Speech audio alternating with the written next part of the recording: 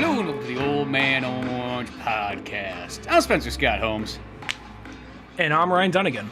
And we got an interesting DCU movie, that's for sure, if anything. I mean, you gotta give them fucking, like, I guess, credit for just saying, hey, we're gonna try something that... Well, I guess, you know what's the most closest thing this is to? Is those Telltale Batman games. Yeah, it's close to that. And those Telltale Batman games, I remember I was talking shit on one before, and it's not that the games themselves, not that the story itself isn't fun, it's just one of those things where it'll be like, you have to do one of these two things, and then you go with one of those two things. Like, Harvey Dent will remember this. And then it comes back around, like, well, it doesn't matter if I try to save Harvey, he becomes a fucking bad guy anyway. Even just his face doesn't look fucked up, you know? So, this actually does have, like, each one does feel definitively different, but there are a few options in this where it doesn't really matter at the end of the day. Yeah, I'm still kind of like... Just one or two. Yeah, grateful that there is actually a good choice. Because I kind of was like, I wasn't too sure at first. I'm like, it's going to be one of those ones where you get, like, the one choice, like, in the middle or whatever, and then that's about all there kind of is. But it's like, oh, no, they do have some kind of different directions you can kind of go and choose it. And Batman and Death in the Family, not Death of the Family. You know, it's kind of... What you say? Something I just got to give forewarning is always spoilers ahead, but before we even touch that, do not, I repeat, do not rent and stream this. Wanna know why? Because when you rent and stream this thing, no choices.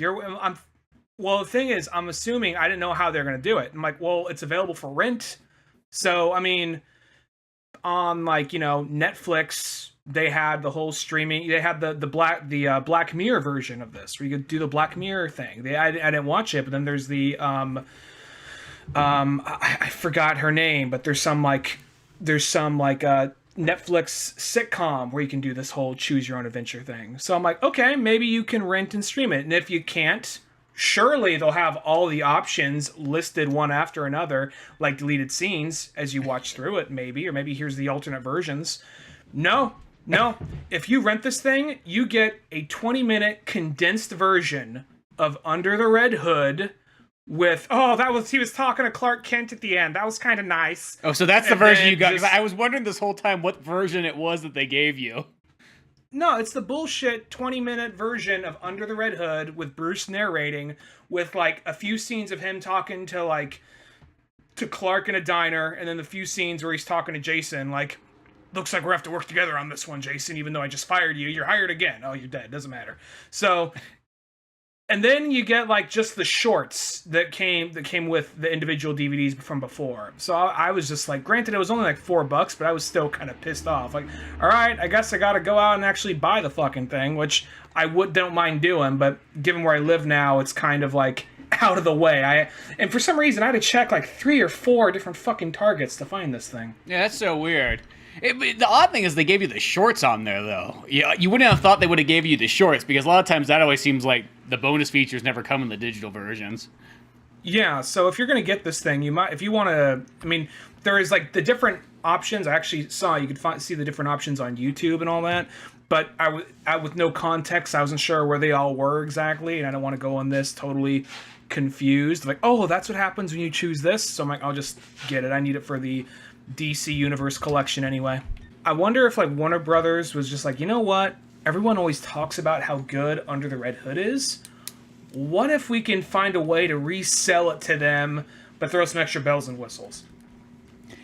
Yeah, I mean, like, I guess that's, like, my kind of, like, minor complaint to it is the fact that it is just kind of, like, Red Hood hashed together with a little bit of new scenes and so on. Like, this sounds kind of odd. If this would have just kind of came out as almost like a 10th anniversary, even though I think it's actually been a little bit longer than that since Red Hood, which is weird to think about now, but if this was like a 10th anniversary of Red Hood, and it was like, you get the special edition Red Hood, then you get a bonus version where you get to choose your own adventure, and you got special features and so on, I feel like that'd be like, oh, that seems kind of about right. But the fact that it is sort of sold as a brand new movie, but it is really just like, oh, we just kind of chopped together the Red Hood. Like, I don't know. I almost thought that this was going to be one of those ones where, even if it was shorter, it was just going to be all brand new footage, you know?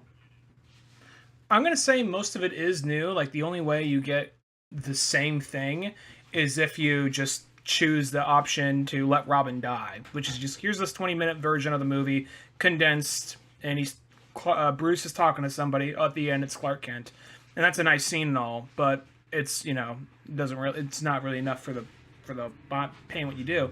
But then when you choose the other options, not every option feels like you're some options it almost feels kind of like the end like the ending in the arcade mode of like a fighting video game, like Street Fighter or Mortal Kombat. They'll have a still with like narration over it, and then like, okay, now here's an actual animated scene for a second. Yeah, exactly. 'Cause that is kind of the thing that was like definitely like the animation level on it. It almost feels like it's put together by like the interns there at Warner Brothers Animation. Yeah, like be like, hey, that you day guys when I wanna try killed Joker. They said, that day I killed Joker, I went into the prison system, and from there I was divvying justice from the inside. Just one still of Jason Todd, like, behind bars. All of a sudden he has, like, prison tattoos on his hands, with a couple of bruises. Like, alright, that was a pretty easy ending. Yeah, it's like really just like the same shot, and then you do that kind of fade cut animation, so like it sort of looks like it's animated, but really you just faded together two scenes, or two pictures. Yeah. It also does that thing where, well, I'll say this, there are some sincerely good scenes with this, in this movie. Like, it's not by any means a bad movie, and I don't have all those shorts it came with, so I only paid, like $18 for it, so I think it was, for what I got, I think it was worth it. I mean, I would have preferred a normal movie, just kind of like a different alternate retelling of Under the Red Hood, because there's some fantastic scenes. Like, the best scene in this thing, I think, is when Jason is kind of coping, like, in the version, like, Batman dies. When you go the path where Batman dies, but Jason lives, and he's kind of coping and trying to think it all over in his head, and then he goes to a diner, and he's talking to a guy, and you realize that's the Joker, and he kills him right there. Like, that's like, probably one of the best scenes in any of the animated Batman straight-to-DVD movies. Yeah, well, that's the thing, though, is, like, some of the parts, they pretty much lead to, like, some really awesome scenes, and then some other kind of just, like, ideas that come along. You're like, oh, I never thought about that, but that's kind of cool. I'd like to see that expanded on maybe in the future. It's also kind of going out of its way to bring in characters and elements and try and Frankenstein them into this movie, but, like, without having all the history to it, because I didn't realize this, but for a long time, I'll be 100% honest, a long time I never read Kingdom Come. And then I finally sat down and read it, and I was like, oh, that's where the Red Robin outfit comes from. Robin updated his costume looking more adult in Kingdom Come, and that's basically the inspiration for the Red Robin costume that Tim Drake takes down the line. And in this version, when Jason goes rogue and he's all angry and vengeful at the world, he doesn't go Red Robin. He doesn't go Red Hood. He goes Red Robin. And then, so it's like he takes that mantle before Tim Drake has a chance to do it. Or you also have, for a minute, he's Hush. Yeah, I like that where it's like, oh, it's like the Hush version of Jason Todd. So you get almost these different, like, variants of which direction he kind of goes, and kind of like, in the Hush version, it's like where I think it's the one where Robin cheats death. So it's like he's all like kind of disfigured and so on. So then he comes out covered in bandages. I like how everybody's just sitting around like, oh, you made it through, boy. That's good. We'll get you a birthday cake and everything. Oh, okay, we'll see you in a bit. Just walks out the room. Fucking turns the light off on him. Guys, Barbara, Dick, Alfred. Well, don't worry, he's not going nowhere. But the thing about that is, because he has that whole thing of, like, they get across, because they show his CAT scan, you see there's cracks in his skull, so there's brain trauma, so he's a little more crazy now. But there goes this whole thing of, like, they find a way to incorporate, like, random things that would have been hard to, like, random things from different comics that would have been hard to put in one movie without going out of your way for it. Because in the Red Hood, Under the Red Hood comic, it reveals, I'm glad they took this out, but it was some stupid shit, like, originally Jason Todd, he was fated to survive, but because Superboy Prime punched through a cosmic wall. It's sent vibrations through reality, so things could be postponed for a minute. So I'm like, all right, there's easier ways to explain this shit. But yeah, talk about taking the. I always felt like when that in the book was like, let's take the most complicated route to get here. And then like he comes back to life in like the coffin years later and digs out of there. It's like, wait, what? And so it was just like, how about we just throw him in the fucking like the Ra's al Ghul spa? Like, all right, but that's easier. Yeah, let's just do that. Yeah, well, that one's almost like, it sounds weird. That's like so much more believable too. Mm-hmm. And they even do this thing where when Batman like finds him, I think it's almost meant to be kind of funny when they have that flashback and he says, well, originally what was supposed to happen was Jason was to live, and he shows Batman holding with a big smile, he's alive! You know, I think it was meant to be funny, just the way how it was drawn and looks. But it's actually presented more like it's that same type of shot, but it's not meant to be as fun. He's like, oh, don't worry, you're gonna be okay. We'll get you patched right up. And then after that, that's where he's all like, ooh, like it goes down the line of like, you might have good things here, good things there, or maybe a horrible thing. But at the end of the day, the best thing that could have happened is Robin dying and then Bruce bringing him back to life later down the line. Yeah, it's kind of weird how it's Ra's al Ghul, I mean. There's not really like in a sense, there's almost not really like a good ending in this one. They're all kind of like dark what if endings. They're all the one that's just so fucking bleak, and I give them credit for doing it. Well, they actually go out of their way to bring in the Grant Morrison Batman of Zakara, or there's the whole thing where Batman like he has like the Zathuraha or whatever, Zathuraha or something, and they go out of their way like, oh yeah, Batman was one time. They bring in some weird random shit that Grant Morrison liked from the '60s or the '50s. Where, oh yeah, he ran into a weird alternate Batman on this other planet. And he's like, oh, well, that was just, he was in deep space, like hibernation. He had a weird dream, and this is a personality that he came up with, and this and that. He's kind of like Batman. He's kind of crackhead Batman to a certain extent, running around beating people with a baseball bat. And then they bring it into like, oh no, this is what happens. You throw Batman in the Lazarus pit. And granted, he's not as crazy. He's not as like mangled, but he's like limited dialogue. He's just like action only, very little like reasoning.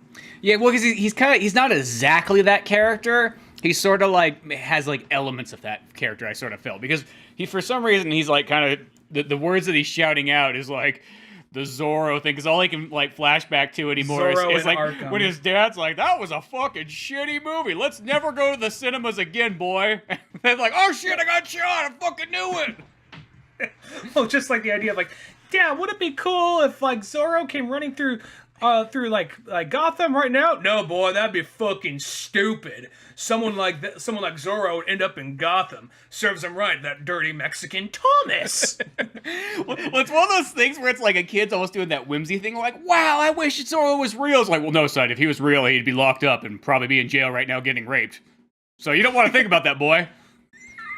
Make sure you get a real job, like a doctor or an accountant. Or an angry scientist. Why have to be angry, Dad? Well, every scientist is angry. I don't know why. Just fucking is. I'm like, well, Dad, you seem pretty angry for a doctor. Thomas, you don't have to be so intense. You don't have to be so intense with the boy all the time, Thomas. He's got to be prepared for the real world. Real world, oh, here comes some asshole with a fucking gun. Here's your first lesson, Bruce. Yeah, so swing your fucking dick out and put your mask on just like Zorro, huh? Oh, come on, he just has his hands on his hip. Come on, do it. Give him a second. I'm teaching my boy a lesson. He's gonna kick your ass. Yeah, I know you got a fucking gun. Big fucking deal. Beat up the poor man, Bruce. Beat up the poor man. You're rich. You can get away with it. Yeah, he'll go right to jail. No questions fucking asked. Be like judge, jury, and execution right here. Believe me, I know fucking Judge Dredd. I went to school in England. We bumped shoulders once. I love that crossover. It's not the Batman and Judge Dredd crossover. No, it's the Batman and Thomas Wayne crossover. Oh, if it's like Thomas Wayne Flashpoint Batman. No, not that one. No, they'd be best friends. They'd be best friends. I like the picture of it just being Thomas Wayne while he's still alive. Or not Batman, but just Thomas Wayne fucking doctor. They're just both sitting in the living room watching Fox News, like cheering.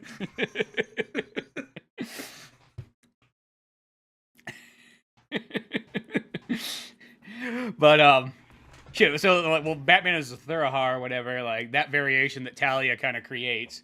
You know, it has kind of interesting choice because then it's like, oh, if you're, you know, Jason Todd, what are you gonna do? You gotta fight Batman right now, but are you gonna kill him or are you gonna try to save him?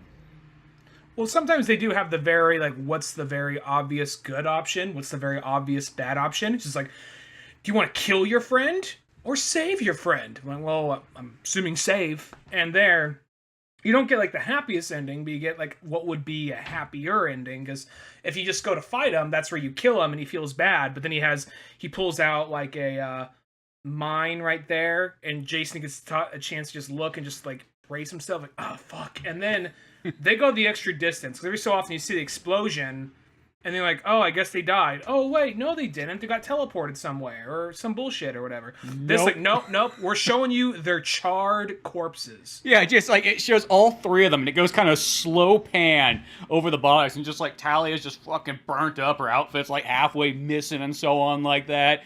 Then it shows Batman, and then Jason. Jaws just flung off. Yeah, just, like, burnt to a crisp. Like, I will say, like, that was where they got the rated R, I felt like. Oh, I think they got rated R in a bunch of other spots, but that was the one that was like way more extreme than everything else.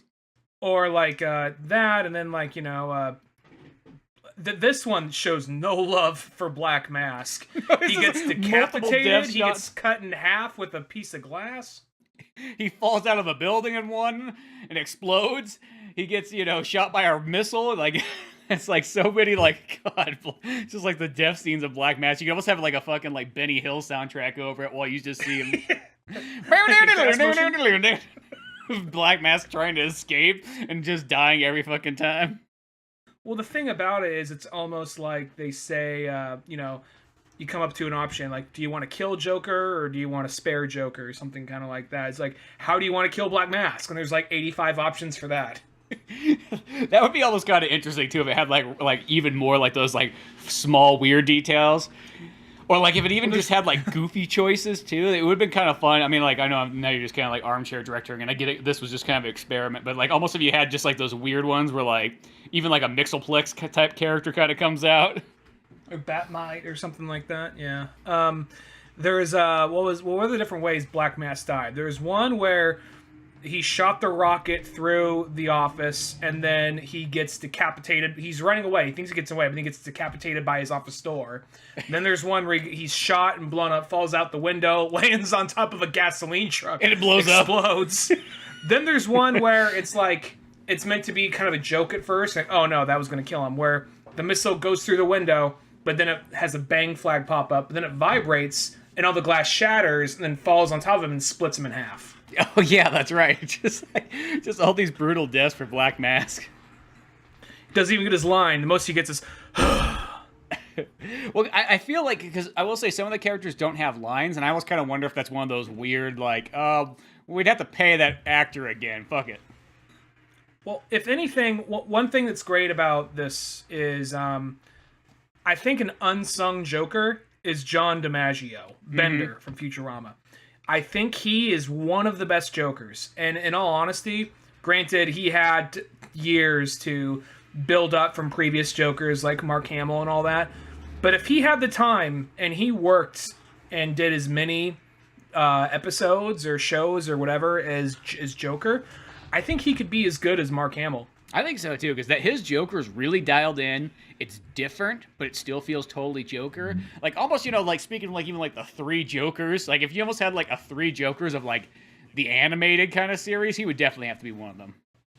I feel like, because the thing I love about the John DiMaggio Joker, and it's not just his voice, but it's like the way they drew him. It's like he's this perfect like embodiment of what a lot of the Jokers were at that point. He had some of the gags, and yeah, he had some of the flamboyantness, but he also was a little bit more buffer. Like he looked like he could probably take a punch at the same time give out a punch. Because sometimes I don't feel like, depends on who it is, I don't always feel like Joker is the best fighter. I think he's somebody who's just so mentally fucked in the head that he has a high pain tolerance. He gets off of getting punched, so whatever you do to him has no real effect on him most of the time.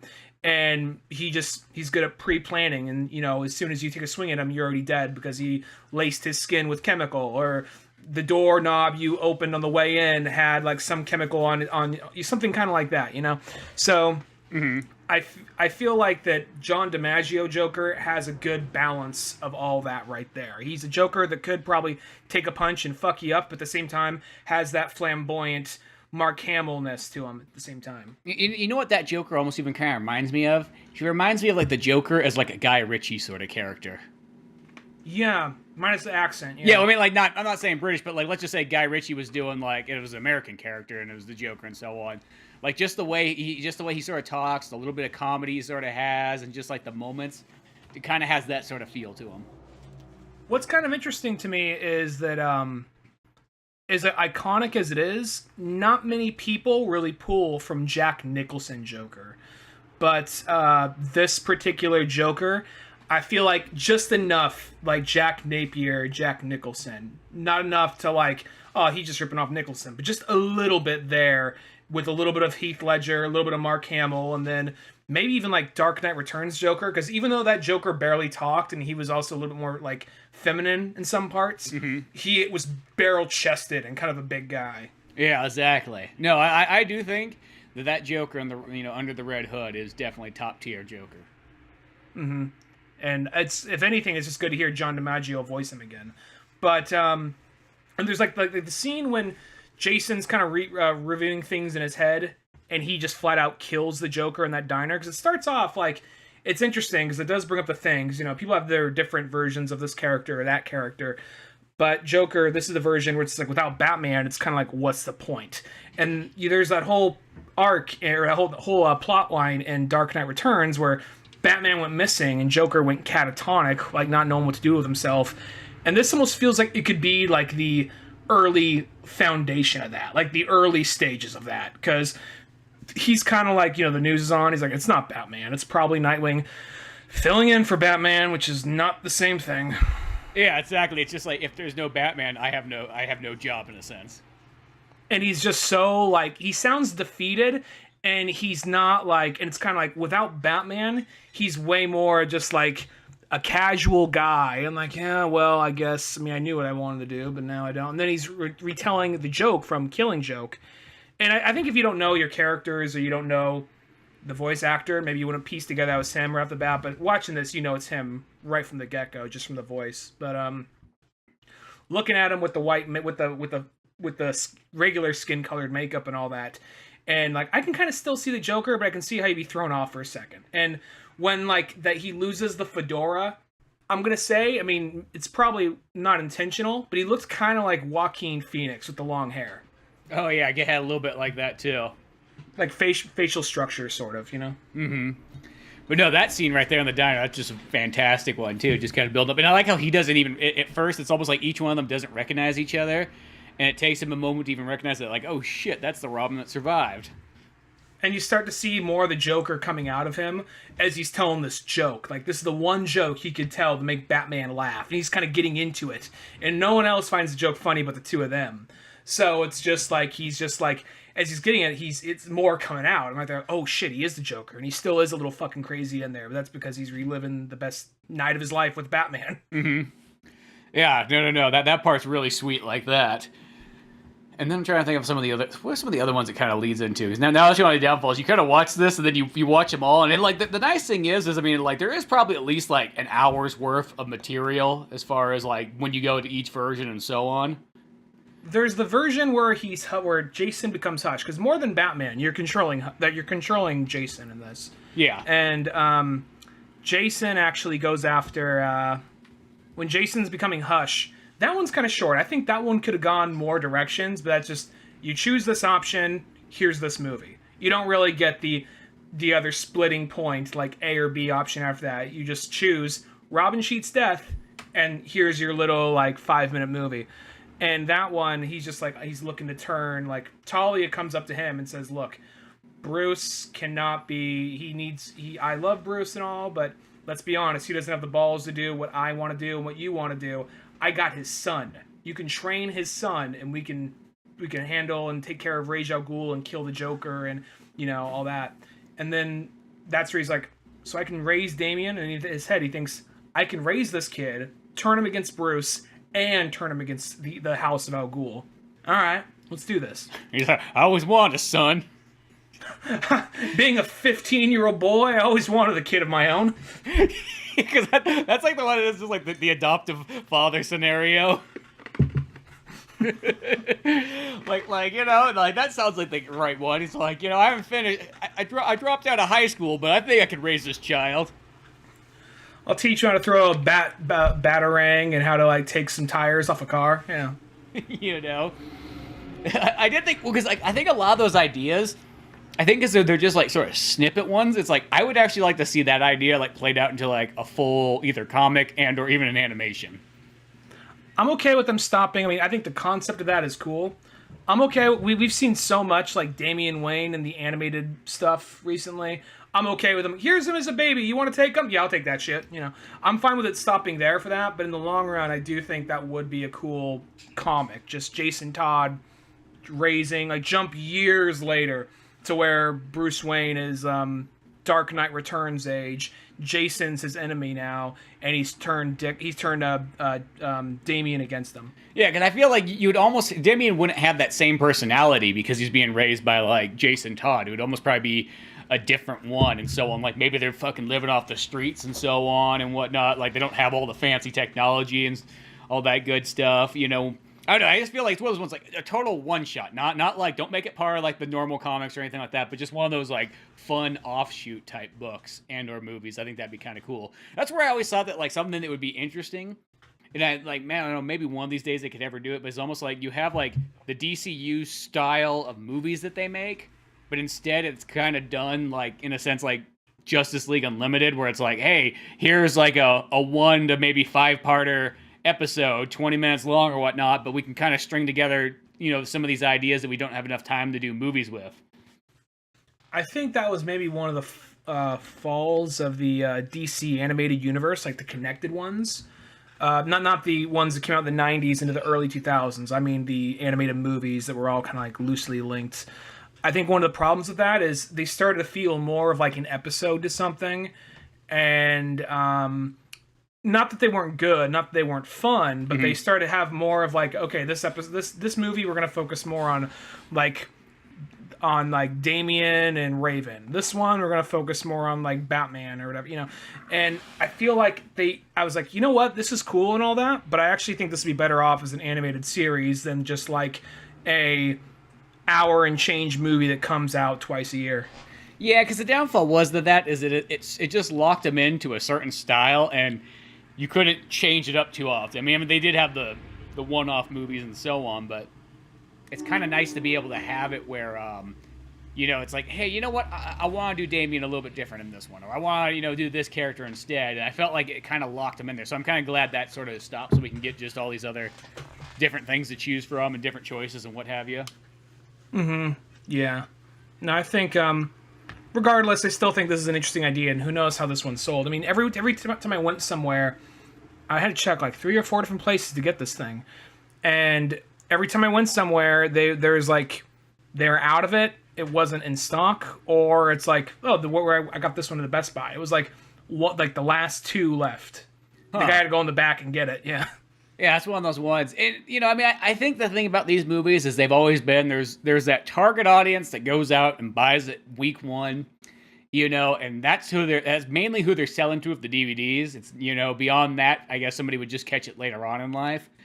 But yeah, this one's definitely, it's an interesting one. Like I will say, like it's probably one of those movies, if you never saw like Under the Red Hood, I think you would watch this and be like, oh, what the fuck? This is amazing. You know what I mean? But the only sort of downfall of the Red Hood is you do feel like it has that little bit of like kind of rehashedness that like, I don't know, it would have been kind of interesting almost if it was just all brand new material. You know what I mean? And maybe not have to work so much with the Red Hood storyline. Like literally it could kind of I feel like then you wouldn't be locked into like being sort of in that part. Or maybe sort of quasi prequel / sequel. Maybe like the first 20 minutes of the movie is kind of the shit leading up to Under the Red Hood, and then after that we jump to what takes place after Under the Red Hood, which is all the, just how Batman, because eventually Red Hood, because the movie ends on a dark note, like he's out there and he's still crazy, but in the end they end up becoming allies again. So having the story where Bruce reaches out to him, brings him back around to his side. Yeah, or even like the other thing I was thinking is even using more of the death in the family storyline. Because there is all that kind of other stuff in there that always seems to get kind of sideswept in like the movies. They're like, we'll just simplify it to what everybody showed up to, issue 4. Yeah, because that's the thing about Death of the Family, which is, I'll be 100% honest, I don't remember everything that well. Everyone just talks about Jason getting killed, but they don't talk about the long trip of Batman and Robin temporarily breaking up, coming back together in the middle of like the case, and then just for Jason to die. But the thing is, he dies looking for his mom, and his mom's like a fucking bitch and screws him over. Like, fuck you, I don't give a shit about you. Like, I'm still gonna save you, Mom. Like, oh wow, I made a mistake. He is a good boy. And Joker comes in with his face painted, looking like Jerry Seinfeld. Well, then also Joker also is like making fucking dealings with like the Saddam Hussein guy and so on too. Was he doing it with Iraq or Iran? I thought it was Iran. I think it's Iran, but I think that's kind of like, it's supposed to be kind of like a Gulf War type like scenario. So that's why I always think that there's a lot of interesting stuff in that book, and I haven't read it in a long time by now, so I know it's not super fresh. But that's almost, I wish there was more of that put into this, like almost like one of those ones like, say that was the brand new footage, was that like they were putting in like the rest of the stuff from that story, even if you kind of condensed it and so on, and then it started leading you into your decisions. Yeah.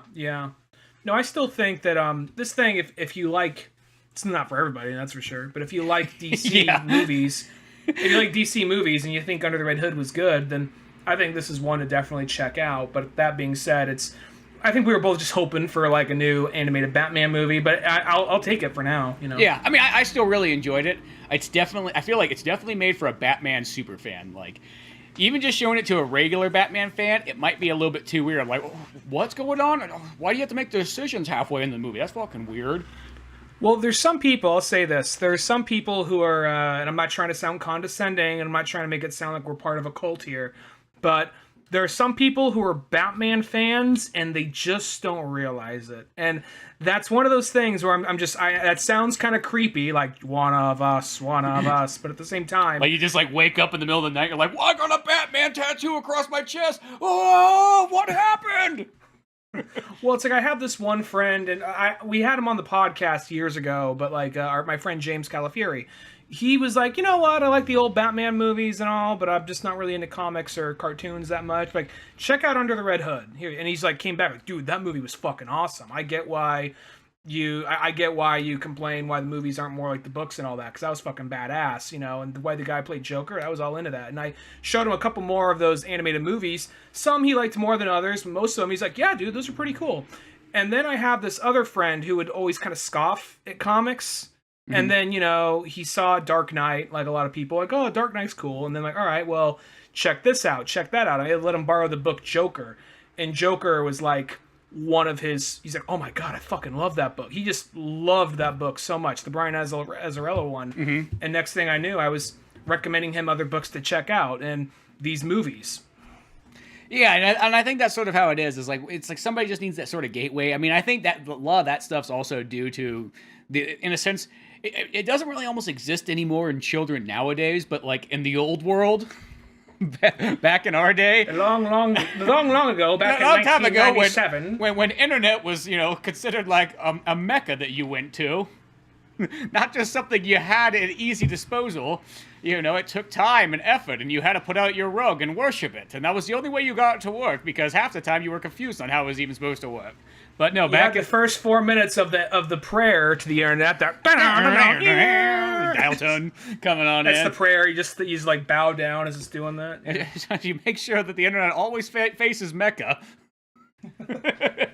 But like back in those days, I think because it's that old timey world where it's just like someone's like, oh, I just don't want to be associated with those guys, or my dad doesn't want me to be associated with those guys. I think that's lots of times what it was more than anything else. People just had that parent figure being like, I don't want you hanging out with those comic reading hooligans. Oh, I had a few friends whose dads were like that. Yeah, won't go into that whole thing. We had a really close friend in high school that was great with making movies with, but his dad, they're like, those fucking kids and their fucking cameras probably making gay porn. Do you know that, Dad? I'm just assuming. Look at their fucking hair. And then, like... How are you supposed to get a job now if you're hanging up those? You know what? They're going to use the internet nowadays. They're going to see that gay porn that those friends of yours make, and they're not going to get the job. You want the job, don't you? Keep that in mind. Keep that in mind, son. Now, here. Go get a job at Safeway. You get stock benefits if you're there long enough. Yeah. So there always is that, and I always feel, because I've met a handful of people throughout time that kind of like, you could tell they really wanted to be a part of that kind of world where it's like, oh shit, like there's those guys that are like hang, in a sense, like in an optimistic way, it's like there's those guys that get to hang out and just talk about fucking storytelling and like what video game they played and what comic book and movie they watched. It sounds like so much fun, but God, if my dad caught me hanging out with those instead of the guys that are, playing football and gonna get fucking, some type of job at some boring place, but at least it's stable. I guess maybe I should listen to my dad. Like, they have like that kind of moment. I'll say, and don't take it as me like attacking jocks or anything like that. But there's that whole there is that whole period where you just get those friends who are afraid to suddenly, because granted, maybe it's because we were in a smaller town, but I also think it was also just it's that not age where people. Well, I just noticed it wasn't different. Even in other towns, you talk to people and it's like, unless it's fucking Canada, I don't trust those opinions. Seems like we're all accepting over here. Yeah, they're like, what do you mean you got judged over there? Who would be judging you? And you're like, oh, well, you've never been in America. Well, here, get in the utility truck. We're gonna go drive down there and give them a piece of our mind. Come on, boys. Yeah. What do you mean? You couldn't watch Star Trek and play hockey? Who didn't do that? What's the difference between a jock, and that geek boy over there? We're all in the same boat. We're all Canadians, eh? Well, in America, we're not all the same, I guess. In America, it starts turning to be like the outsiders. Bo, here, just bring the hockey stick with you. Don't plan on using it, but just in case. We gotta go talk to him. Come on now. It's okay. If the police come to hassle us, we'll just, we'll have the clause of boys will be boys, and they'll all understand, right? Like, oh, yeah, that's true. All right, boys, take care. Yeah. Keep it above the belt.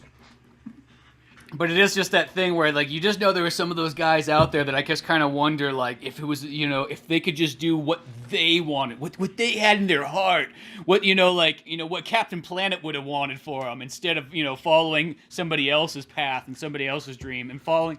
Because it's like the one thing that people, like, are always told in life, where it's always like, oh, you gotta get that stable job, you gotta get this. And then you sort of realize when you get older that you're like, no, fucking America provides no matter what. Like, there's too much opportunity. We live in an area of too much opportunity. Literally, just do whatever the fuck you want. If it doesn't fucking work out, just do it again, and you'll finally find something. Just go to the window, yell, Uncle Eagle! Caw! Like, just swoops, then drops in a check, flies away. Yeah, exactly. You know what I mean? I don't know. It's just that thing that, like, if you're really down on your luck, America will provide. Well, like, it gives you choices, like this movie. Yeah. Exactly, you know what I mean? And yeah, some of them might lead you off into a killing spree where next thing you know, you're in a diner and you've just murdered some old man and everybody's looking at you like you're crazy and the cops by jamming a knife in his eye or whatever? Yeah, they're looking at you like you're the bad guy. They don't know that's the Joker right there on the ground. When the cops all point the guns at him, like, look at his face. Look at his face. I just made your job a lot easier. Look at him. Look. It's been 5 years. Who's that guy? Like, I joined the academy last month. But fucking kids these days don't even remember who the Joker was. I'll say, going off, because I said originally I rented this thing, and I just got the 20-minute version and the individual shorts. With the exception of The Phantom Stranger, this is the exception of The Phantom Stranger. This is the first time I've seen all these other shorts on here.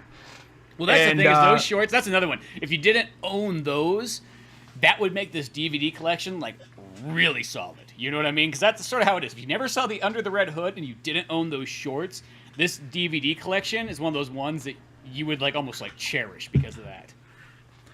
And this might seem kind of like blasphemy. I mean, I'll be honest. I never really read a lot of Sandman. I've actually only read one Sandman book. And I'm currently going through the... it sounds redundant, but Neil Gaiman's a great writer and a great narrator. So I've been listening to the Sandman audio podcast or audio drama where you get off Audible. And basically it's just Neil Gaiman narrating, and they have different voice actors coming in and voicing the characters. And it sounds kind of weird to have an audio narration of what's, a visual medium, but It's actually really good. I get why people like Sandman for as long as they did. Mm-hmm. And all that being said, I thought the Death Short, that one is definitely, I think, my favorite. That was pretty good. I did really enjoy it. Like, you know, where it's got that artist guy, and he's just like, I'm a fucking bitch, look at me, boo, boo, boo. And then Death kind of shows up, and they're like, oh, you know, this stuff's kind of cool. I don't know why she talks like that. Hey guys, what's up? I'm Death here. Yeah, Shay. I mean, this is Jamie Chung. I played Chi-Chi in Dragon Ball Evolution, Shay. Yeah. I was like, wow, that was kind of a hot-looking girl, but she's got a fucking weird voice. You know, and that's kind of like it goes on, and you just kind of learn that, like, oh, he does actually create something, but it's almost like a sacrifice and whatnot, and his family leaves him. It's an interesting story because it's just like so kind of different, but I did really enjoy it. I don't know. I did like the Phantom Stranger one quite a bit though, because I don't know why it's like the Phantom Stranger dad. Like that's like my second favorite one. The Phantom Stranger one, just because that's such a weird, obscure character, but I kind of like it has this whole like Manson 60s. theme? Yeah, this whole 60s thing going on. He's just like, hey, he's kind of like King Kill. Like, I'll tell you what, I don't want you going to that Charles Manson party where they're summoning Satans from hell and all that shit. No. It was an American household. Yeah, like that one to me is, and also it's Bruce Timm doing it too, so it makes it almost that much more fun. But I just love the fatherly, the Phantom Stranger dad. What's cool about that is even in that it has, because it's the Bruce Timm art style, so, and it takes place in the 60s, so that could very well take place in the Batman animated universe right there. Yeah, exactly. And that one's just really fun. The Sergeant Rock one I remember being also kind of cool too. I was watching the Sergeant Rock one, and this got me thinking. Mm-hmm. I want to say the Sergeant Rock comics, I never read them, but I kind of flipped through some just like, you know, Chronicle books and all that kind of stuff. And I want to say that was always just a dude just fighting in World War II. But in all honesty, I think you could do a Sergeant Rock movie, but it wouldn't be too close to the comic, just because I want to say it was just, you know, a soldier getting into World War II battles. But I was like, I think it'd be pretty badass if you made like a Sergeant Rock movie where it was kind of like a little, kind of like, not full on like Captain America, but where it's like a 1940s movie and he's leading this team and you encounter characters from DC Comics that don't age. Like maybe the bad guy can be someone like Ra's al Ghul or Vandal Savage, and Hawkman's fighting with him or something like that. You know what I mean? Like this guy leading this elite team suddenly gets thrown into some supernatural shit. He's like, wait, I got to team up with a guy that looks like a hawk to fight, you know, a guy who's a caveman who's apparently immortal or some shit. Exactly. And then you could even, like, because of the way the movies are structured at the moment, you could have Wonder Woman make a cameo in it too. Oh, I just thought of something. This is going to sell it. Carl Urban is Sergeant Rock. I would be sold there. I love Carl Urban, so. And sadly, it feels like he hasn't been in something for a while. But he's probably been in something, but. He's in that. He's the star of that show, The Boys. Oh, is he? Oh, okay, well, there you go. He is in something big. Yeah. Something I've never seen, but something there. But he gets to let his accent fly. He gets to call people cunt every 5 seconds. Well, that's fun. But, yeah, I feel like Sergeant Rock has a lot of potential. It's just, I think sometimes some of those military-like characters kind of got locked in time. You know what I mean? Like, because, you know, there was that period where, like, military comics was just one of those other genres. You know, if you were a boy in the olden days, even older than our days, you know, it's like, you know, you had your Western comics, you had your military comics, you know, you had your horror comics, and you had your superhero comics, and then you had the ones that might have that chance of a nudie magazine in there. You just weren't too sure, but you're willing to spend that nickel for that. The artist's like, whatever pays the bills. Yeah, exactly. So I feel like it's like all those other kind of genres have sort of like slipped away as time has gone on, or at least like the Western and like the action one have started got. Obviously, the nudie magazine one definitely has probably come back with fucking a vengeance. If you look hard enough, there's probably more of those than all the other ones combined. But I feel like Sergeant Rock, you could just give it just that slight bit of like, it's a war movie, but then give it that slight bit of sci-fi fantasy on top of it and add some of those other characters kind of in there and so on.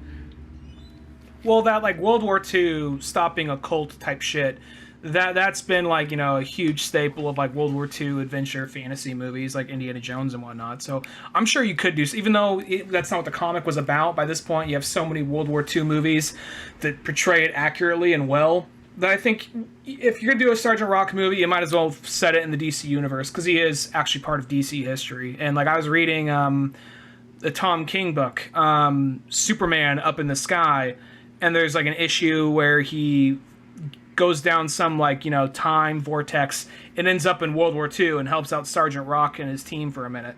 Yeah, see, I mean, there's so many kind of possibilities you can kind of do. It'd be cool to almost even see, even if it's just a DCU animated movie, I feel like I would love to see a full Sergeant Rock one. Even if they did the thing where it's like, slap Batman on the cover somehow, some way, just so it sells. Like, I don't care if that's the case. You know what I mean? He's just peeking behind like a pile of like dead Germans, just like, yeah, I'm over here. Yeah, one of those kind of things. What Batman's be like, Sergeant Rock, like, here, take a gun, son. He's like, no, I got to be like that guy, the boy in the Mel Gibson movie, and I can't kill anybody, so I'm just gonna run around with morphine in my fingers. What are you doing? Oh, I don't know, just shoot morphine. You're like, oh god, Spider-Man, like I can't kill anybody though, but I can sure shoot you up with morphine. Just sneaking up behind people, stabbing in the back of the neck, like, you killed him. How can I kill him? I only morphined him. You overdosed him on morphine. Oh, like, God! Right. I have to resuscitate him real quick. Where's Thor when you need him and you just need that electric burst? Oh, he's different comic books. Sorry, I get confused sometimes. Yeah, have to wait a few years for the next crossover. They're apparently both Marvel and DC have been teasing a crossover soon. Apparently in Doomsday Clock, which is the Watchmen sequel where Watchmen joins DC. Apparently they reference, like, Dr. Manhattan says, I see the Kryptonian fighting a green giant from another universe or something. And then Marvel made another reference, something like that. So that could just be a joke between two writers that are working on two different books, but yeah. Yeah, exactly. Well, hopefully nerds will bring back the crossover element and I can get some collectible cards. And then, what other than the Sergeant Rock, what's the other one? Oh, then there's the Adam Strange one, which is like Adam Strange, like on a deserted planet, just I'll drink alone, because I'm Adam Strange. I got friends in low places. Like, I used to be someone once. Like, yeah, we know Adam. All right, you know.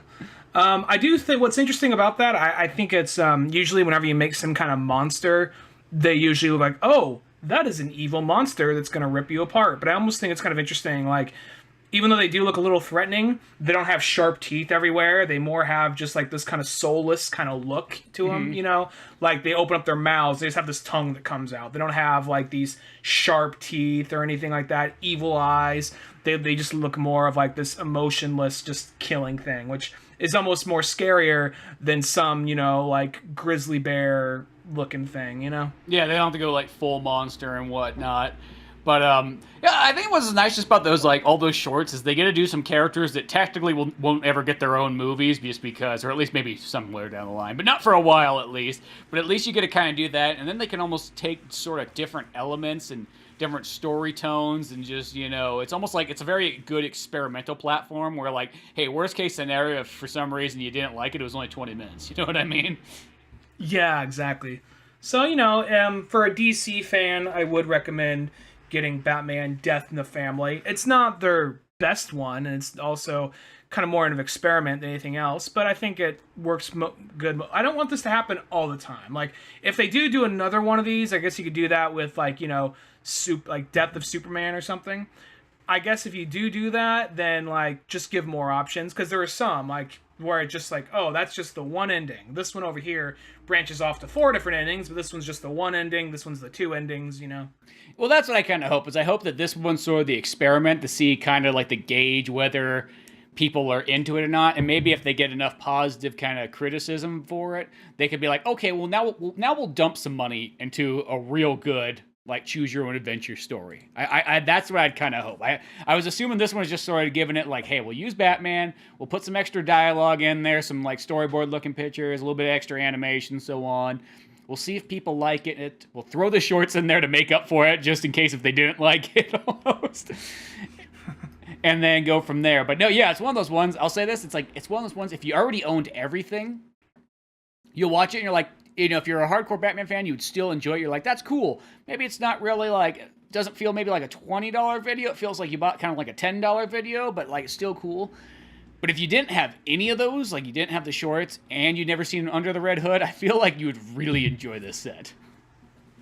Yeah, yeah. Because it would feel like super fresh, you know what I mean? It does have. There's a couple of like even though the stories are a little condensed, it sort of feels like we have these really great scenes here, but we don't have the rest of a movie. So let's find a way where we can put in this cool scene where Jason interacts with Joker after they think Batman's dead or whatever, you know? So it feels like there's almost a couple of moments like, we want to make these awesome scenes, but we don't make a whole fucking movie around it. Wait, I got an idea. Yeah, I sort of like, I mean, it's definitely like everything about this set's sort of like the experimental DCU section, I guess you can kind of say. Yeah. I do think it's interesting, though, because you look at Under the Red Hood, and the movie's PG-13, kind of tilting on an R, you know? And there's some things, like, even though, like, they have some incredibly violent things implied, there's certain things, like, someone gets shot and there's no blood. But then you watch this one, and they're just like, well, some of that still happens. We replay a scene from Under the Red Hood, but then you go to something else, and that's where you get people getting split in half, fucking charred corpses of characters just laying there with no music, you know? Yeah, I know, just like super violent and so on. And that's the one thing I just love. I love how we can it's just full on common now for us just to have rated R Batman stories, and nobody seems to. Yeah, there's no fuss put up anymore. It's just like, I think just all those kind of like parents that generally would care about that sort of stuff and would make a big like deal about it are all just kind of gone or senile or what have you. There's too many other things in the world. I think there's that too. Batman said the S word in this or whatever, you know. So, but no, it was a good movie. It's not by any means like the best. It's not better than Under the Red Hood, the movie which inspired it, and it's loosely a sequel of, I guess. But it's still really good. Still fun. Yeah, good times we had there.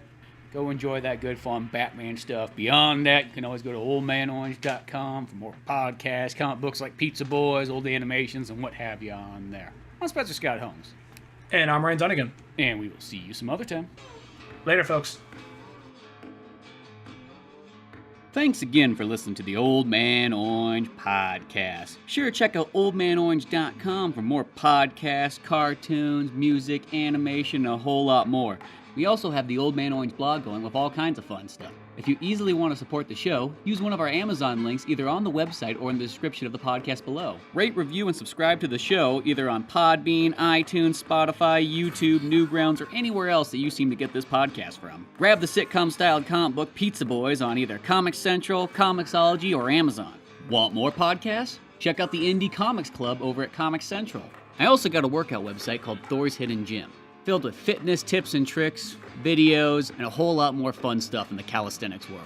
Talk to us on Twitter at Spencer S. Holmes and Dunnigan Ryan. Like our Facebook pages of Old Man Orange Productions and Pizza Boys Comic. Thanks again, we're out of here.